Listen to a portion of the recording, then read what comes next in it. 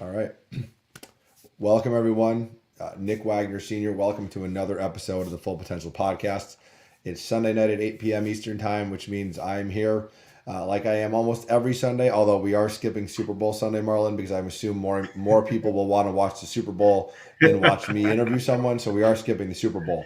But every Sunday night, we sit down with a guest that either finds me or I find them, and we talk about their career journey. So tonight, we are going to sit down with Marlon Addison. So, Marlon, thank you so much for making time and joining us on the podcast.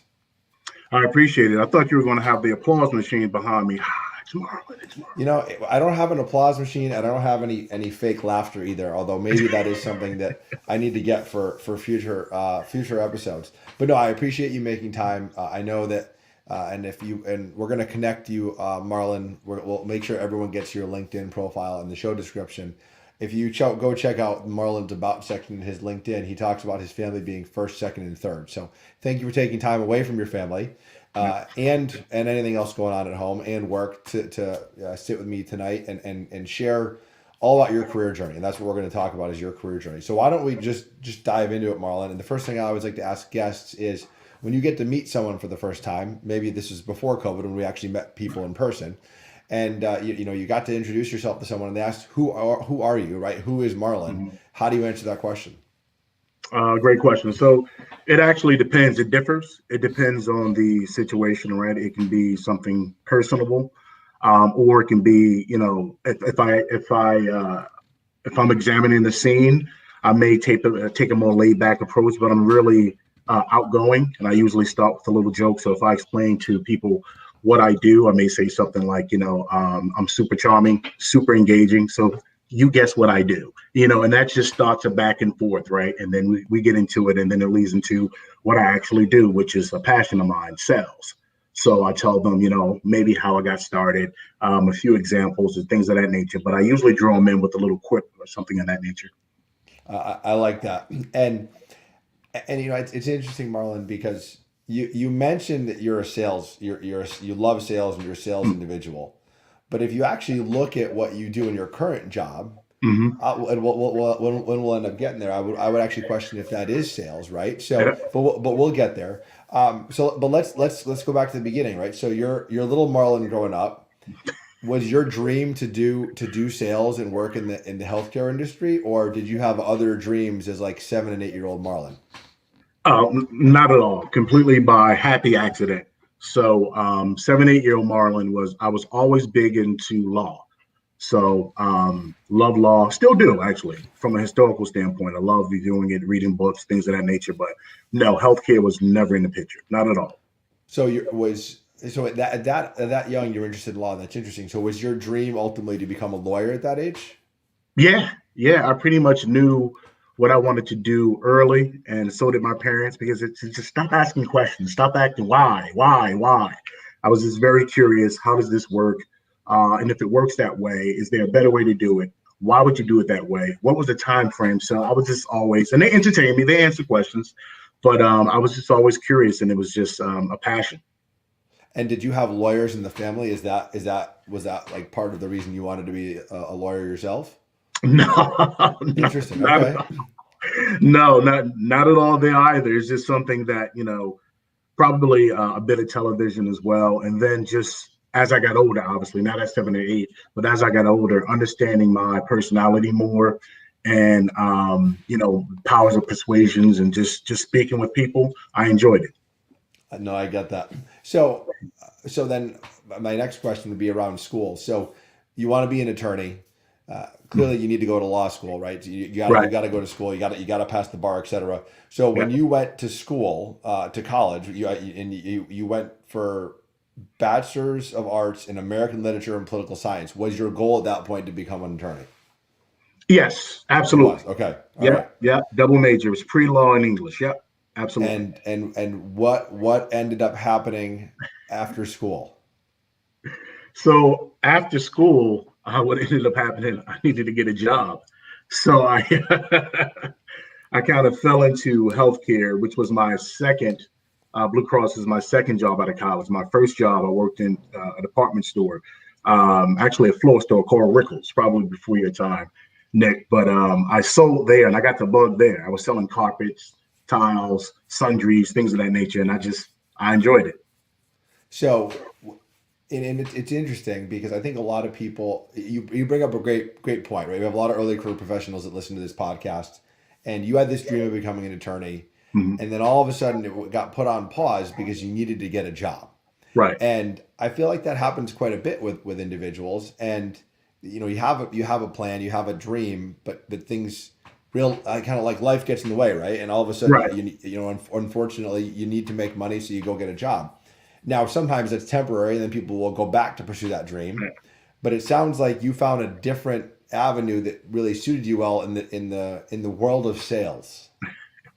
I did. So I think it's the same kind of qualities with law, depending on what type of law you go into, and with sales.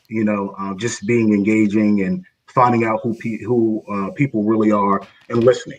I think folks take it for granted, like, oh, you can sell it to anybody, you can do that, but that's not my goal. That is not my intent. My intent is to first listen and to see what you need. You may need a pen, not a pencil, and you need to tell me why. That is, they're both writing utensils, but you may have a specific preference, and I need to know that. It's not about what I need and to verbally vomit on you. Nope, not at all. What is it that you need? I need to listen. And I know we hear that a lot, but people still don't do it. So you mentioned you worked in retail to begin, right? You got a Mhm. job out of college, you needed money, you started in Yep, retail, you got into sales, but then you made the pivot to healthcare, but you did sales in healthcare as well. Is that my understanding? correct, correct. But when I made the pivot into, well, that's a kind word. Back then, I was working and I was excused, but I made the transition into healthcare, and I started out in service. So it wasn't initially sales; it was on the service, which I don't regret. Even if I did regret it, I couldn't change it. But I don't regret because they taught me the ins and outs of Blue Cross. So I started in service. And we'll dive into your journey at Blue Cross Blue Shield New Jersey, because you had a lot of different jobs there, Marlon, from looking at your LinkedIn, which is great, right? And we'll talk a little bit about that. But what drew you, like, because I think this is an important like pivotal point in your career, right? What was the draw to work for a healthcare company? And I ask that because I always try to tell early career individuals that you have to kind of like really be passionate about where you work, right? Like, yeah, Right. you can get a job, but if you're not passionate about where you work, you're not going to want to go to work, right? Like, you got Yep. to believe in the mission of that company. So what drew you to healthcare? So, candid response, and let me say this, Nick. I think there's a big difference between being honest and candid. Honest, you and I are on this call. Honest, you're asking me questions and I'm answering them. Candid is, being frank, in my opinion, and candid is being frank in your opinion. So, being candid, um, even going to Blue Cross, I knew they were a premier company. So, I knew that much going in. However, I didn't know the ins and out. I learned on the job. So, it was a different Marlon at that stage and age than it is now, and as I progress. So I just want to make that abundantly clear. It wasn't a master plan or something that I masterminded. I knew, again, it was a great company. However, I didn't know what I was getting into per se. So I'll stop there, but that's how I started. Yeah, and you bring up another great point that what the way that you might think about work and a job in your early 20s is different from how you Right, think about it as you get older, right? So, right. and look, that's totally normal. I think as we all get older, we become wiser, and we Yeah. start listening more to others and mentors and things like that. So, let's talk about this idea of sales, though, right? Because I think sales Mhm. is one of those things, Marlon, that a lot of people think of sales in a negative connotation, right? They're like, Absolutely. and I think that people, you might ask, well, why do people feel that way, right? And I think it's just because experiences they've had, right? They think of salespeople, and they might think of a car salesperson, Yeah. or just name the experience they had, right? But the way you explain sales and how you listen to people for what they really need, how is it you took this different approach and mindset to sales that you think a lot of people is different from what you think a lot of people might currently think of as sales? How did you figure that out? So that actually was intentional. So Okay. again, when I mentioned earlier, that I'm pretty in tune with people, and I don't take certain things for granted. So even at a younger age, I mean, we hear things that are common now, but even in my teens and early 20s, I asked about, are you an extrovert? Are you an introvert? Right? Are you an ambivert? We hear these terms a lot now, but I'm talking about 30 years ago. Right, right. So, I was asking those questions. Or even if somebody's on an autistic scale, like, how do you learn? I want to know that. How do you? Because everybody needs to be, uh, not necessarily sold to, but everybody needs something. And if I can be that person to provide it, then I'm all in. So that was very intentional, and that's how I got into emotional intelligence and studying that and learning that. So that was a big piece of it and how I navigated and moved. So having emotional intelligence and just building on that was the key. So your goal with sales then is really about understanding the person and their needs, Yep. and building that relationship. So I want to pause for 1 second because I want you to define emotional intelligence for my audience, because I'm going to guess Yep. there's a lot of my listeners that they've heard of it but they don't know what it is, Marlon. So how would you explain emotional intelligence to my I'm audience? so glad you asked, because people, again, another buzzword that we throw around, and we even interchange it with EQ, which is not. EQ is the quotient, that's the measured outcome. EI, emotional intelligence, is something different. So that's just basically a set of learnable skills that characterize you and how you work and deal with other people. So I repeat, it's a set of learnable skills that characterize you and how you work with other people. So that's Yeah, what EI is in a nutshell. I think that's really important because you mentioned the word learnable. And so for anyone that's out there that, and you want to learn more about emotional intelligence, that's something you can learn it, right? So I think that's a great Yep. point. So let's talk about your career at Blue Cross Blue Shield, and we're not going to go through every job there because you've, Right, you've had a right. variety, and obviously, you've learned different things along the way. But the one Yep. thing I want to start with is when you got there at the company, Mhm. how did you acclimate to the culture, in the sense that you didn't know healthcare, right? Right. You didn't know how to service the customers of a healthcare company. Correct. How did you become comfortable understanding what to do? Did you have a mentor? Did you have training? Like, what was the secret? So great question, and it's funny, not ha funny, but it's I sought out mentors at the company, which was unheard of at the time, because I actually started at Blue Cross. It's not all my jobs obviously aren't listed. I started out in Blue Cross in 1998. Okay. So I sought out mentors, and on up to the one of the CEOs at the time. He's now the CEO of Florida Blue Cross Blue Shield, Pat Garrity. I sought him out, and they just thought it was unheard of. Who is this kid just sending emails and walking up to people? I would catch him in the cafeteria. Hey, how you doing? I wouldn't even introduce myself right away. I would say, hey, I know who you are, and I have a question about this, just to get them going. And before I knew it, they were asking me questions. So I sought people out. When I say I sought them out, I really like sought out, the VPs, CEO, CIO, things I maybe was not interested in, but if they were at that level, they had something that I was trying to acquire, so I sought them out. Yeah, and I love the fact that you talk about mentorship, because I think it's one of the most important things that you can do for a career, especially when you're early on, because there's so much to Yeah, learn. And now you're at the point where you still have mentors, I'm sure, but you're also being a mentor as well, which is correct. fantastic. And we're going to talk about some of your philanthropic and volunteering endeavors too as we go through this. What do you think finding those mentors did for you as you moved through the company? Because like you said, you've probably had, I don't know, like maybe 10 jobs, 12 jobs, like in the time At that you've been least, there. at Um, least. what has that done for you? What is this power of mentorship? How has it helped your career? It gave me more exposure. I mean, I say this tongue in cheek, but it's still true. 6, 7 black guys, so they knew he's so. I know it's Marlon, right? I can see him, but now I had even more exposure because they heard me speak, they saw me in action. I love to present. I love to kind of tinker with things and find out how they work. So I was being known in a positive way. Well, Marlon's going to seek things out. Marlon's going to get things done. So it helped me again exponentially with exposure and just being a part of different groups that other people were not at the time, because they weren't as I like to phrase it, positively aggressive in pursuing certain goals. Yeah, and I mean, and essentially, Marlon, you were building a brand for yourself. That's what you were Yeah. doing. You were, this kind of like curious, engaging, always asking questions. You're building a brand, the Marlon brand that people started learning. So I love that. As you went through your career, so you said you started there in 1998. So Yeah. you've been there 23 years at this point. As you've been there through your career, how did you move from one job to the other? Because a common question I get asked from especially early career individuals is, Nick, I'm in a job, I don't know how to get to my next job, right? So how were you so successful in finding all these different roles within the company? Well, some of them, again, I sought them out and I looked for them and I strategically bid on them. I wasn't all over the place. If I didn't get it the first time or the second time, I stayed with it because that's something that I wanted to do. And part two of that is because they knew me and they knew my reputation in a good way. Sometimes I was tapped on the shoulder and like, Marlon, we want you here. So that's great when that happens.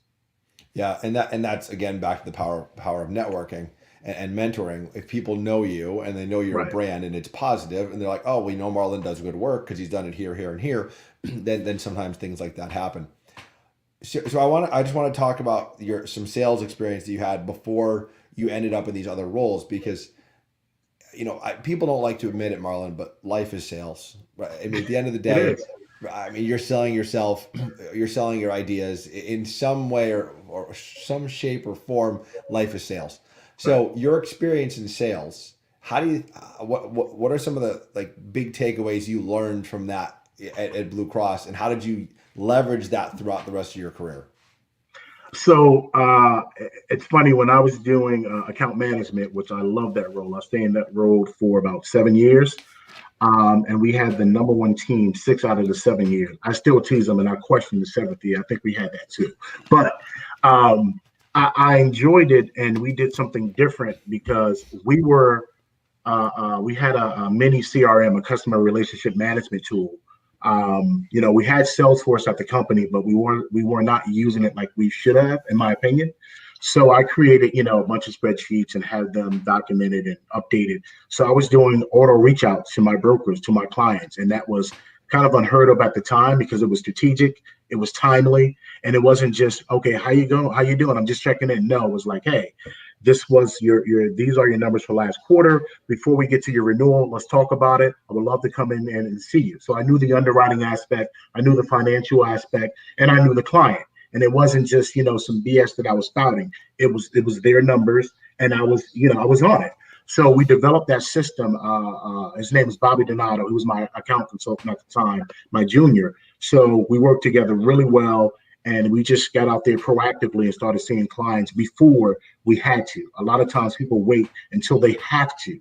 No, we were doing that proactively, whether telephonic, either via Skype. We were doing that even before now. So I enjoyed it. Go get it. And you think that was a big like a big differentiator for you at the time? Oh, absolutely. Absolutely. Absolutely. Because I So know several of my peers were not doing that. So what? How have you leveraged your learnings from sales in your other roles within the company? So do you think like those experiences working directly with the clients has helped you in these other roles? Yeah, because I think we take advantage of our internal clients as well.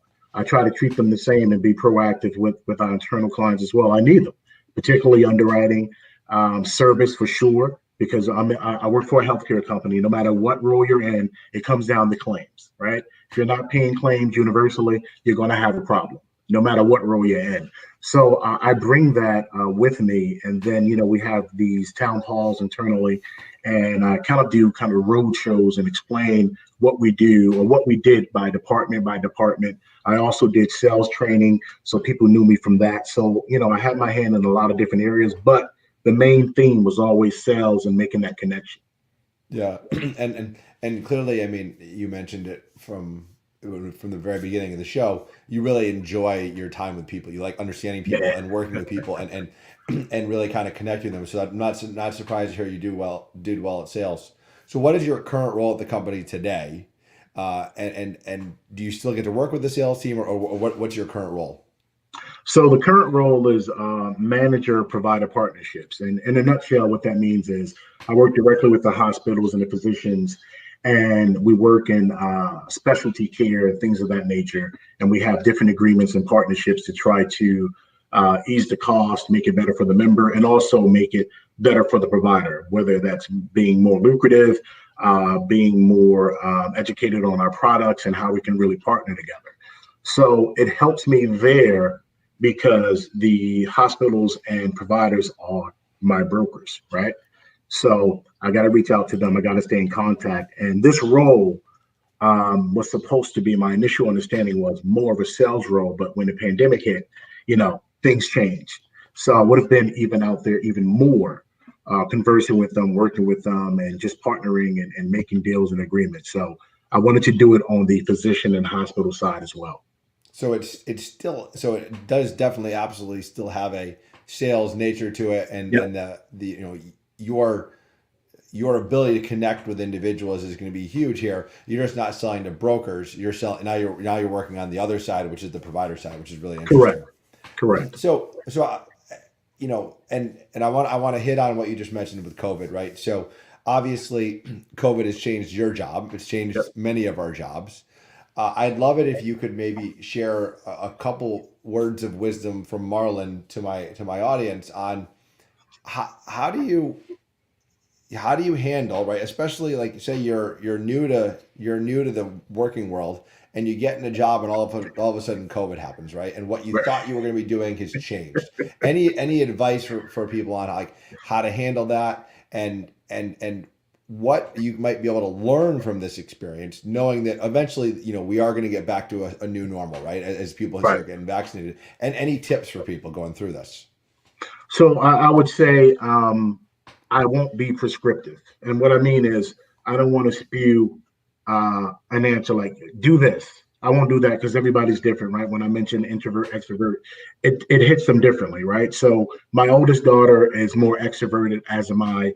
My middle princess is more introverted. So the advice that I give is completely different for her.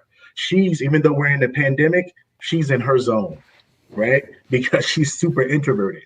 Right. So the advice I would do, that I will say, is I always try to come from a place of gratitude. I think when you appreciate things, um, it just comes out differently for whomever that person is. So when I'm grateful that I have a job, that I have a home, that I can still make moves and do different things during this pandemic, then I think doors open up and your mind opens up from a place of gratitude. So I won't get specific, but I'll just say gratitude.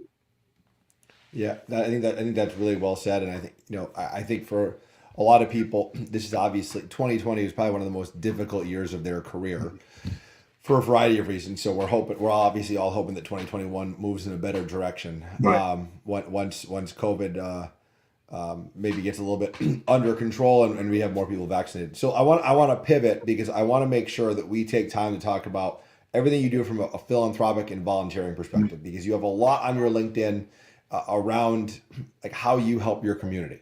Yep. So I want to first ask you, why is it so important for you to work in your community and help your community and give back? That's the first thing I want to hear about. Okay. One, to be candid again, is just who I am. So no matter what I was doing, I would do that. Mentoring is a huge, huge part of me. My wife's a teacher. She's been teaching 16, 17 years. She taught at the high school level, middle school level, and she's consistently, Marlon, I need you to talk to this individual, or what's your advice for him or her? So I enjoy it. I enjoy it. So it's a huge part of me, and I think it's something that is needed. It goes back to gratitude and how you give back, and I think it comes back to you tenfold. So that's something I would do regardless. What is it? What is it about mentoring, Marl, that you like? And I asked that question because, especially with younger individuals, which it sounds like you work with a lot of early career professionals or even students still in school, Yep. it's not for everyone. I've met a lot of people that don't like managing or working with younger people. So, what is it about mentoring younger, either students or early career employees? What do you love about it? So selfishly, I love to see when the light bulb goes off, when they get it, when it clicks. Right. It's up to them to do what they need to do with it, right? Because knowledge is power, but the application of knowledge is power, right? You can know where the light switch is, but if you don't get up to turn it on, you're going to remain in the dark, right?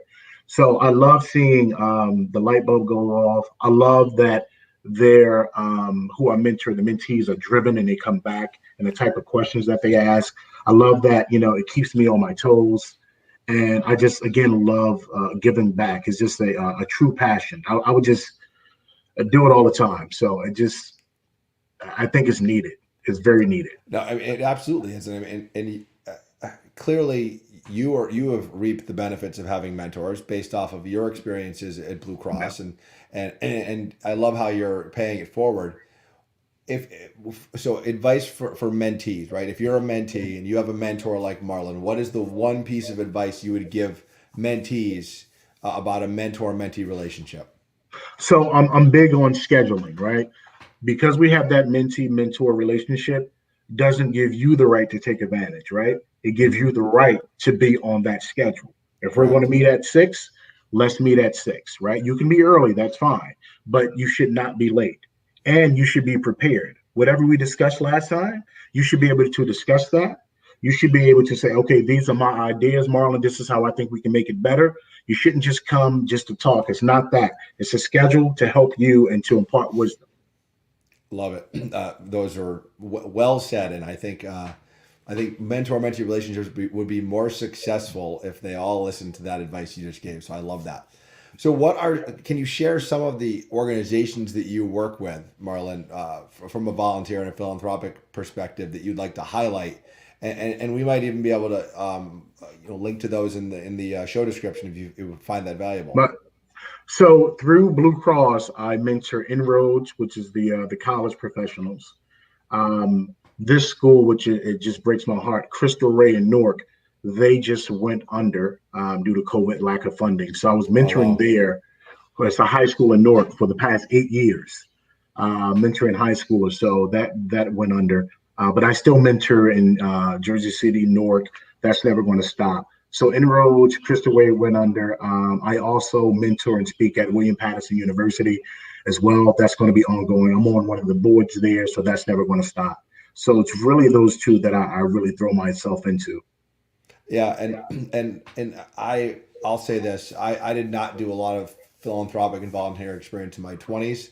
I've turned that around in my 30s with the nonprofit my wife and I started and doing Nice. work like this.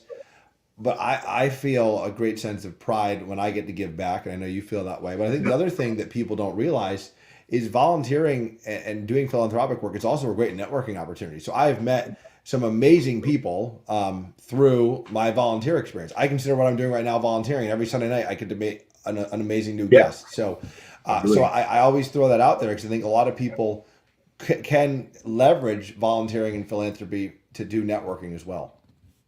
And no, one more. I'm sorry, I forget. My mentor actually would kill me. I'm on the board there too. It's called Land on Your Feet, and it's a STEM program where we work with middle schoolers, and we're looking at working with high schoolers as well and giving out scholarships. So Land on Your Feet Foundation, which I'm on the board, he would kill me. Like, Marlon, are you kidding me? So Well, he's got to realize, right? I mean, when you give back in a lot of different ways, right? So I put you on the spot and asked you to name all of them, and you did get them all, so that's great. But no, and I love how I think it is extremely important for successful individuals like yourself that live in a community to give back to that community. I think yeah, it not only does it enrich you, which you obviously feel, but it enriches the community and all the people yeah, that you get to work with. So I absolutely love that, and I always talk about the power of philanthropy and just it really does. You get so much out of it, Marlon. yeah. Just by giving, You right? do. You get so much back. You really do get to change lives. So I absolutely love that. So we've talked a lot about your journey tonight, your career journey, and I always joke, I'm not Joe Rogan, so I don't do 2 hour long podcasts.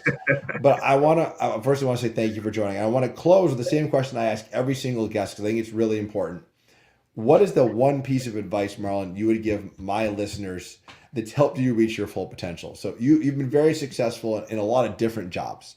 What is the Mhm. one thing that you would say has helped you be that successful in all these different ventures? Do it now. If I had a megaphone, do it now.